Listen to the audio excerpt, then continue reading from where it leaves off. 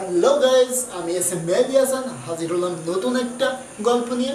Guys, আজকে আমি নতুন যে গল্পটা আপনাদের সামনে তুলে ধরার জন্য আপনাদের সামনে হাজির হয়েছি। গাইজ, আজকের গল্পটা হলো আমি সবার উদ্দেশ্যে আজকের এই গল্পটা জানাতে চাই, এবং আজকের যে গল্পটা আমি আপনাদের উদ্দেশ্যে জানাবো সে একদম বাস্তব জীবনের বাস্তব গল্প এবং বাস্তব জীবনে ঘটে যাওয়াই গল্প আমি আজকে আপনাদের সামনে তুলে ধরবো। গাইজ, আমি বিশেষ করে যারা বাবা মা আছেন আমি তাদের উদ্দেশ্যে এই গল্পটা বলতে চাই, এবং তাদের উদ্দেশ্যে আমি তাদের বলি তারা অবশ্যই এই গল্পটা শুনবে এবং বিষয়টা একটু বুঝবে। এবং সবচেয়ে বড় কথা যে বাবা মা সন্তানকে অনেক অনেক ভালোবাসে, এবং বাবা মা সন্তানদেরকে সবসময় চাই তারা ভালো একটা জায়গায় যাক এবং ভালো কিছু করুক, এবং তারা যেন সবসময় ভালো ভালো ভালো থাকুক। প্রত্যেক বাবা মাই চাই তার সন্তান যেন ভালো থাকুক এবং ভালোভাবে জীবনটা পার করুক এবং সবসময় ভালো থাকুক, এটাই প্রত্যেকটা সন্তান চাই। কিন্তু দর্শক, আমি আজকে যে গল্পটা আপনাদের সাথে শেয়ার করতে যাচ্ছি এই গল্পটা হলো আমার একটা বন্ধুর, সে যে বন্ধু তার নিজের ফুফাতো ভাইয়ের সাথে ঘটে যাওয়া এই গল্পটা আমি আজকে আপনাদের সামনে শেয়ার করার জন্য আসছি। সেটা হলো গাইজ, আর করবো না কোনো বকবক, গল্পটা এবার শুরু করা যাক। গাইজ, আমি যে গল্পটা আজকে আপনাদের সামনে নিয়ে আসছি গল্পটার টপিকটা এমনই যে দর্শক, একটা ছেলে, আমি যতদূর এই গল্পটা সম্পর্কে জানি বা আমি শুনছি, একটা ছেলে আমার সেই বন্ধুর ফুফাতো ভাই, সে নিজেই প্রথমে একটা বিয়ে করলো মা বাপের কথা মতো এবং পরিবারের সম্মতি নিয়ে ছেলেটা বিয়ে করার কিছুদিন পরে কোনো একটা কারণে মনে বিশেষ করে যতদূর জানা গেছে তার পরিবারের সাথে সেই তার বউ অ্যাডজাস্ট হয়ে চলতে পারে না, বা তার পরিবারকে তার বউ সেইভাবে সময় দিতে পারে না। এবং দেখা গেল এমনও পরিস্থিতি ঘটছে নাকি, যেটা শুনছি দর্শক, যে তার বউ সে তার স্বামীর সাথেও অনেক দুর্ব্যবহারও করে। আর সবচেয়ে বড় কথা যে আমরা জানছি যে, আর আমরা দেখতেছি এই কয়েক বছর ধরে ছোট মেয়েরাও বিয়ে দেয়, বাল্য বিবাহ দেয়। যেমন গাইজ, ক্লাস 8-এ পড়া 9-এ পড়া মেয়েদেরও বিয়ে হয়ে যায়, ক্লাস 10-এ পড়া মেয়েদেরও বিয়ে হয়ে যায়, যারা সংসার কি এটাও বোঝে না, এবং সংসারে যে কি করতে হবে তার স্বামী স্ত্রীর যে কি বাঁধন আছে এটাও গাইজ বোঝে না, এমনও সময়ও বিয়ে হয়ে যায়।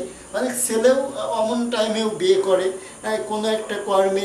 যারা অশিক্ষিত আছেন তারা দেখবেন বিশেষ করে কোনো একটা কর্মের ভিতরে ঢুকে কিছু টাকা যখন ইনকাম করে এবং কিছু টাকা যখন জমায় ফেলে তখন সে কিন্তু বিয়েটা করে। আর দর্শক, আমি আপনাদের আজকে ঘটনাটা বলছি একদম বাস্তব জীবনের বাস্তব ঘটনা আমি আপনাদের সামনে তুলে ধরছি। তখন ওই ছেলেটা বউ যখন তার পরিবারের সাথে অ্যাডজাস্ট হতে পারলো না, বিশেষ করে ওই যে ছেলেটা বিয়ে করছে তার সাথেও মেনে নিতে অ্যাডজাস্ট হয়ে চলতে পারলো না, তখন এমন একটা পরিবেশ আসলো যে কিছুদিন পরে এই মেয়েটাই তার ঘর ছেড়ে বা যাকে বিয়ে করলো তার স্বামীকে ছেড়ে চলে যায় তার আব্বু আম্মুর বাড়ি, এবং চলে যেয়ে সে বলে যে আমি আর ওই স্বামীর ঘর করব না, আমি ওই স্বামীর ঘর আর করবো না, আমি এখন চলে যাব, আমি ডিভোর্স চাই, ওর ঘরে আমি করবো না, ওর কাছ থেকে আমি ডিভোর্স চাই। গাইজ, এমনভাবে মেয়েটা নিজেকে চেঞ্জ করে ফেলে।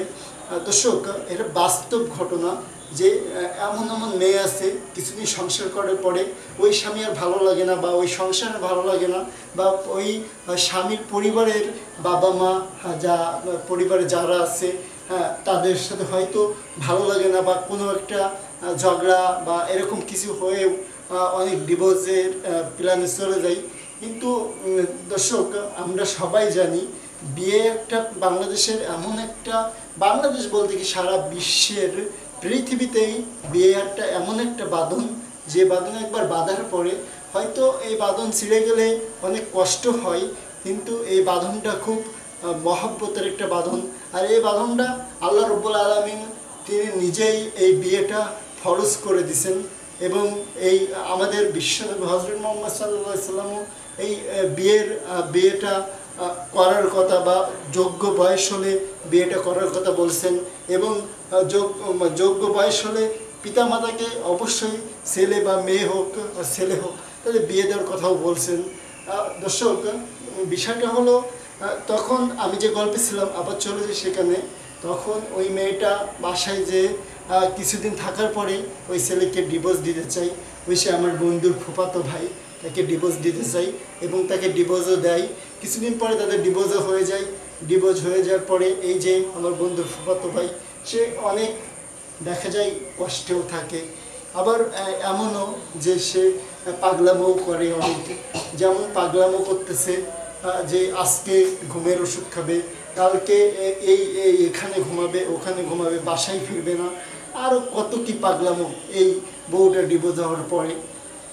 কিন্তু দর্শক, এই বউটা ডিভোর্স হওয়ার পরেও এই কত পাগলামি করার পরেও এই ছেলেটা আর এই বাপ মার সাথে ওই ভালো মন্দ হাই হ্যালো এইভাবে চলে আর কি। বিশেষ করে কোনো কষ্ট মানে এমনভাবে নিজেকে কষ্টের ভিতরে রাখে যে বাপ মাও বুঝতে পারে ছেলেটা কষ্টের ভিতরে আছে বা ছেলেটা কষ্ট পাচ্ছে। এমন বিশেষ এরকম দিক দেখে তার কিছুদিন পরে 3 মাস বা 5 মাস পরে ওই ছেলেকে আবার তার পরিবার মিলে বিয়ে দিল। বিয়ে দেওয়ার পরে দেওয়ার কিছুদিন আগে ওই ঘটনা একটু যাই। বিয়ে দেওয়ার কিছুদিন আগে শুনলাম ওই যে ছেলেটা নাকি আগে যে মেয়েটার সাথে ডিভোর্স হয়ে গেছে, প্রথম বউ যাকে বলে, ওই প্রথম বউয়ের সাথে নাকি কথা বলে ফোনে। এবং এটা নাকি তার পরিবারও জানছে। পরিবার জানার পরে পরিবারকে বলছে নাকি যে ওই মেয়েকে আমি আবার বিয়ে করতে চাই, বা ওই মেয়ে নাকি বলছে প্রথম বউ যে আমি তোমার কাছ থেকে এসে অনেক ভুল করছি, আমি আবার তোমার জীবনে ঢুকতে চাই বা তোমার লাইফে যেতে চাই। দর্শক, এমন ভাবে বলছে আর কি যে তার ভিতরে ঢুকবে বা তার কাছে আবার আসবে।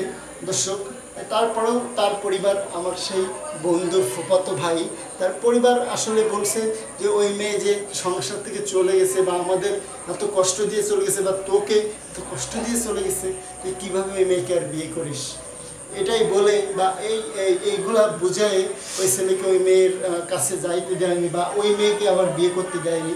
পরে তারা আবার নতুন করে অন্য এক মেয়ের সাথে বিয়ে দিছে। কিছুদিন পরে বিয়ে দেওয়ার পরে দর্শক সে আগের মতো জাহান্নামের মতো বা দুঃখে ভরা কষ্টের এমন পরিবার হয়ে গেছে বা এরা মানে জাহান্নামের মতো পড়ছে সবসময়। এমন পরিবার হয়ে যায় বা এমন পরিবার হয়ে গেছে সেই আমার বন্ধুর ফুফাতো ভাই। দেখা গেল কিছুদিন পরে, বিয়ের 2-1 দিন পরে বা 1 সপ্তাহ পরেই এই ছেলেটা আবার আগের বউ, 1 নম্বর বউ যিনি তার সাথে কথা বলে বা এই যে মেয়েটা বউটা আছে একে বলে যে এই বউর সাথে আমি থাকবো না, ঘুমের বড়ি খাই বা এখানে ওখানে চলে যাই বা নেশা পানি করে, ঠিক আছে, এইগুলা করতে চাই বা করতে যাই বা করে, এইগুলো করে দর্শক তার পরিবারকে বোঝাতে চাই কি তার পরিবার নিজেই ওই মেয়ের কাছে, ওই ছেলের কাছে প্রশ্ন করে যে তুই আসলে চাষটা কি, তোকে তো আবার বিয়ে দিলাম। দর্শক, আমরা যতদূর জানছি একটা বাস্তব ঘটনা।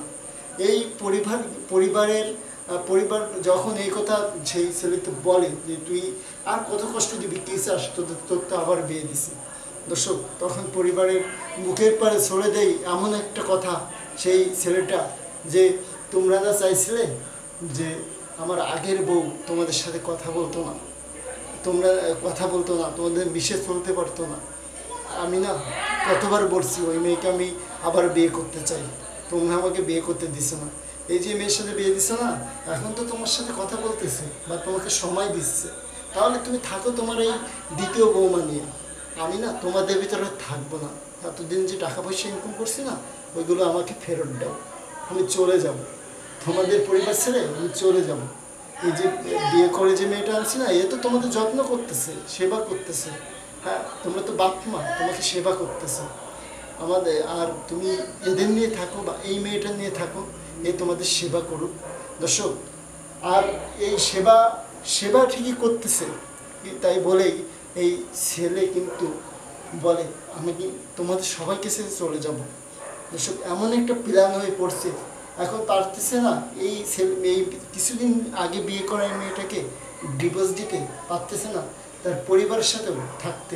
দর্শক, এরকম ঘটনা ওর ওর ওর ঘটনা ঘটতেছে আমাদের বাংলাদেশে, আমাদের আনাচে কানাচে গ্রামে গঞ্জে, বিশেষ করে গ্রামে গঞ্জে এরকম ঘটনা বেশি ঘটতেছে, যে কেউ বিয়ে করতেছে, ভালো না লাগলে বা বাপ মার সাথে না মিশলে ডিভোর্স দিচ্ছে, দ্বিতীয় বিয়ে করতেছে সেটাও ডিভোর্স হয়ে যাচ্ছে, বা এই প্রথম বইয়ের জন্য আবার ডিভোর্স হয়ে যাচ্ছে, এরকম ঘটনাও ঘটতেছে।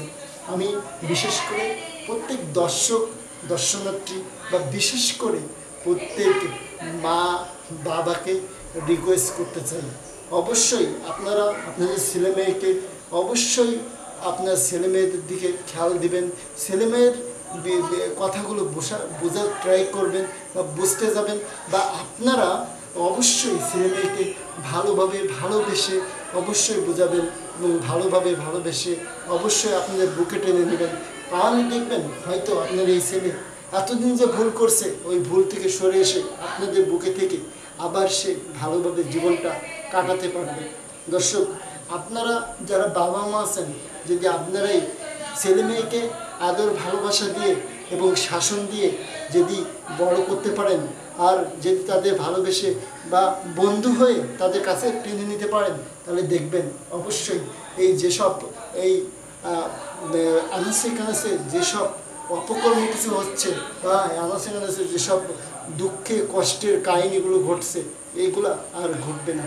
অবশ্যই আপনারা আপনাদের পরিবারের সাথে পরিবারে খেয়াল নেবেন, এবং আপনারা অবশ্যই করে নিজের এবং সারা ফ্যামিলিকে আপনাদের ভালোবাসার ভিতরে রাখবেন।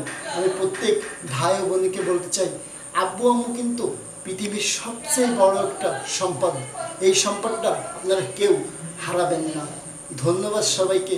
আমি এস এম মেহেদী হাসান আজকের মতো বিদায় নিচ্ছি সত্য ঘটনা থেকে।